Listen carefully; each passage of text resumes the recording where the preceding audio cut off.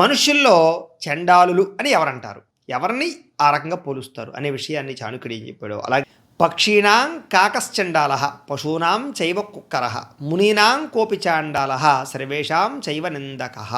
అంటే దీని అర్థం ఏంటంటే, పక్షుల్లో కాకి, జంతువుల్లో కుక్క, మునుల్లో కోపిష్టివాడు, మామూలు మనుషుల్లో ప్రత్యక్షంగా కానీ పరోక్షంగా కానీ నిందించేటటువంటి వారు చండాలులతో సమానము అని చెప్తున్నాడు. అంటే దీని అర్థం ఏంటి అంటే కనుక, పక్షుల్లో కాకి చండాలమైందిట.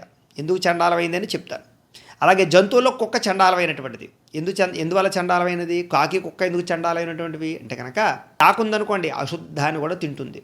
అలాగే కుక్క కూడా ఏం చేస్తుంది? ఏదైనా అశుద్ధాన్ని కూడా తినేస్తుంది. నిజంగా చెప్పాలంటే కుక్కకున్నంత విశ్వాసం ఈ ప్రపంచంలో దేనికి ఉండదు. నిజంగా చెప్పాలంటే కుక్క చాలా గొప్పదే. మనం పట్టుకెళ్ళి ఇంజక్షన్ చేయించుకుంటాం, ర్యాబిస్ వ్యాధి వస్తుందేమో అని భయపడుతూ ఉంటాం కదా. కుక్క ఇంట్లో పెంచడం అనేటటువంటిది మంచిది కాదు అని, కుక్క ఇంట్లో ఉన్నటువంటి ప్రదేశంలో తద్దినాలు పనిచేయవు అని, అలాగే కొన్ని రకాల కార్యాలు పనిచేయవు అని, కొన్ని రకాల దేవతా కార్యక్రమాలు అంటే కొన్ని రకాలు పనిచేయవు అని మనకి పెద్దలు చెప్పారు. పితృకార్యాలు అసలు పనిచేయవు అని చెప్పారు. ఇప్పుడు తపస్సు చేసుకునే ముళ్ళు ఉన్నారనుకోండి, వాడికి అసలు కోపం అనేది ఉండకూడదు. కోపం ఉంటే అసలు మునే కాదు.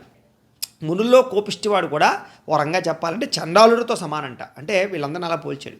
అలాగే మనుషుల్లో ఎవరు చండాలుడు అంటే కనుక, ప్రత్యక్షంగా కానీ పరోక్షంగా కానీ నిందించేటటువంటి వాడు. అంటే ఎంతసేపు పక్కవాడిని నిందించడం, పక్కవాడిని అంటే చూడండి, వాడు ఉన్నాడనుకోండి ఒకలా మాట్లాడుతుంటారు, వాడు లేడనుకోండి చెప్పాడురా ఏదో సోదంతా కూడా చెప్పాడు, వాళ్ళంతా పూర్వం ఇన్ని ఏదో ఒప్పలు చేయలేదు, వాడు అలాంటి వాడు అక్కడ తిరుగుతాడు, ఎక్కడ తిరుగుతాడు, రాత్రి వేసిన మందు కొడతాడు, లేకపోతే ఎవరితో ఇలాగా అమ్మాయిల వెంబడి తిరుగుతుంటాడు, ఏవో మోసం చేసి సంపాదించాడు, ఏవేవో చెప్తూ ఉంటారు. అంటే మనిషి ఉన్నప్పుడేమో ఒక రకంగాను, మనిషి లేనప్పుడు ఒక రకంగాను అవతల వాడిని నిందిస్తూ ఉండడం, లేనప్పుడేమో ఇష్టం వచ్చినట్టు తిట్టి, ఉన్నప్పుడు పొగిడి రకరకాలుగా వ్యవహరించి ఇలా చేయడం వల్ల చండాలుడితో సమానం అవుతారు అని ఎంత కఠినంగా చాణక్యుడు చెప్పాడు చూడండి.